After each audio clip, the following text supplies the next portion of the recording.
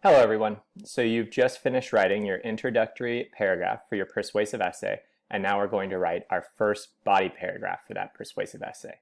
So in this example, I am going to stick with the same prompt that we wrote for our introductory essay for this TBDABDAT body paragraph.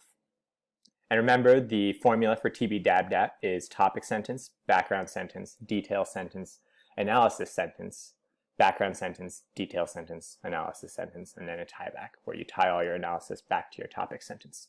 So the prompt that we're sticking with is have smartphones/social media hurt your generation.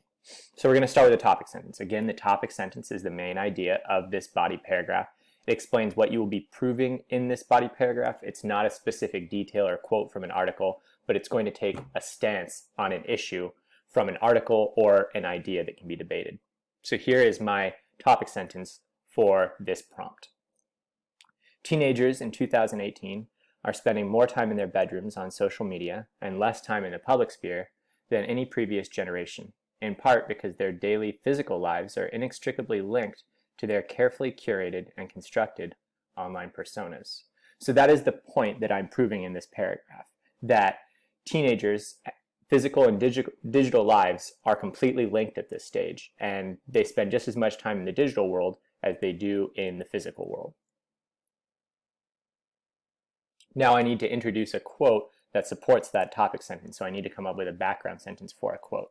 So here's my background sentence. Again, the background sentence gives the context of the quote that's coming. I need to know who says it, when or where in the article she says it.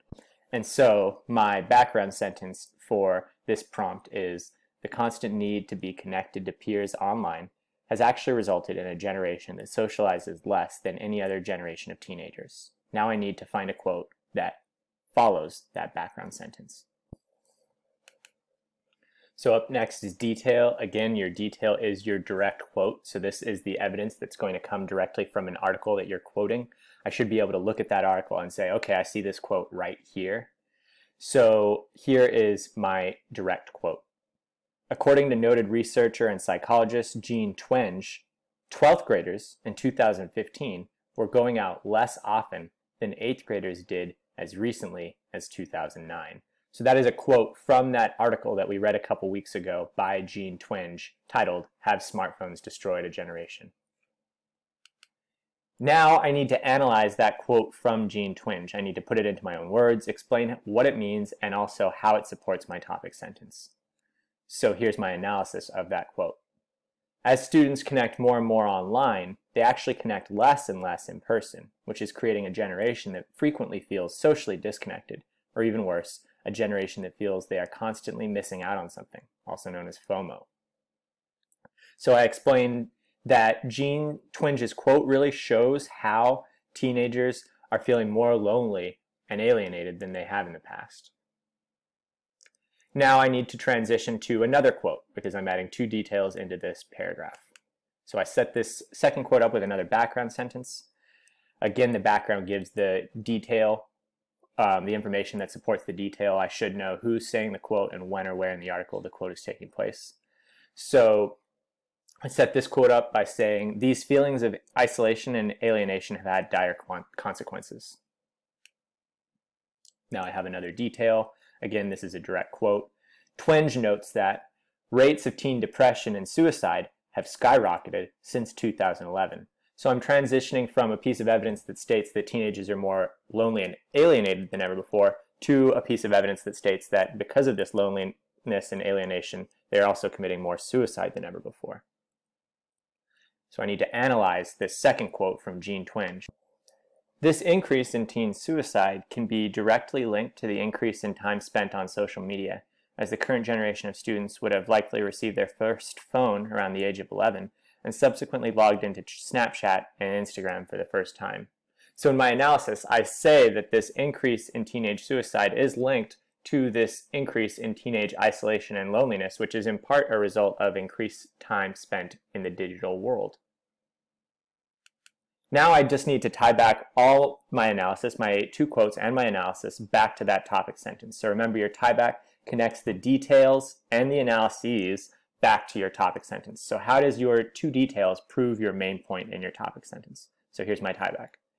The isolation that one feels after spending the majority of their day online frequently results in depression and social anxiety, and we are seeing that teenagers are now far more likely to be plagued by those aforementioned mental illnesses, frequently suffering silently in the seclusion of their private bedrooms.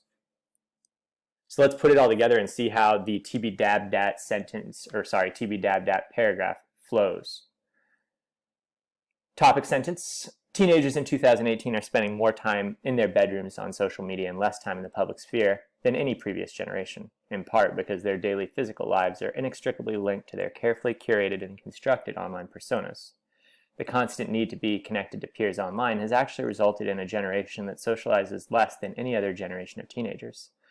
According to noted researcher and psychologist Dean Twenge, 12th graders in 2015 were going out less often than 8th graders did as recently as 2009. As students connect far more online, they actually connect less and less in person, which is creating a generation that frequently feels disconnected, or even worse, a generation that feels they are constantly missing out on something, also known as FOMO. These feelings of isolation and alienation have had dire consequences. Twenge notes that rates of teenage depression and suicide have skyrocketed since 2011. This increase in teen suicide can be directly linked to the increase in time spent on social media, as the current generation of students would have likely received their first phone around the age of 11 and subsequently logged into Snapchat and Instagram for the first time. The isolation that one feels after spending the majority of their day online frequently results in depression and social anxiety, and we are seeing that teenagers are now far more likely to be plagued by those aforementioned mental illnesses, frequently suffering in the seclusion of their private bedrooms. So that is how a TBDABDAT paragraph flows from one element to the next. You'll notice that it is really organized around these two detail sentences, these two direct quotes. I analyze those direct quotes, and those two direct quotes and my analysis all tie back and support my topic sentence in this first sentence. Really quickly, we're not writing them yet, but a little bit about concluding paragraphs. I've already said this before, but your concluding paragraphs for this essay should be short as well. I like 3-sentence long conclusions. Your first sentence is your central claim reminder, where you restate your central claim using all new language. Your second sentence of your conclusion paragraph is where you summarize the main takeaways from each of your 3 body paragraphs. And then your final sentence of your conclusion is where you create that societal connection. Why should society care about this topic? How does this topic impact our present society? And what are your ultimate suggestions and solutions for this problem? All right. I hope this lecture helps you write your body paragraph for your upcoming argumentative essay. I will see you soon.